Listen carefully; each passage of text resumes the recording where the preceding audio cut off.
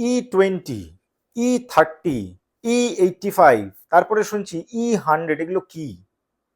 E20 মানে হচ্ছে সরকার ঘোষণা করেছে যে এখন থেকে বাধ্যতামূলকভাবে সকল গাড়ির কোম্পানিকে তাদের যে ইঞ্জিন, কম্বাসন ইঞ্জিন, সে কম্বাসন ইঞ্জিনটাকে এমন করে তৈরি করতে হবে যে E20 মানে 20% ইথানল মেশানো তেলে যাতে গাড়ি ভালোভাবে চলে, ম্যান্ডেটারিলি, মানে এটা করতেই হবে। এবং পরবর্তীকালে সরকার এটা ভাবছে E85 এবং E100 এ নিয়ে যায়, মানে এটা কি, পুরো তেলের জায়গায় ইথানলে গাড়ি চালানো হবে।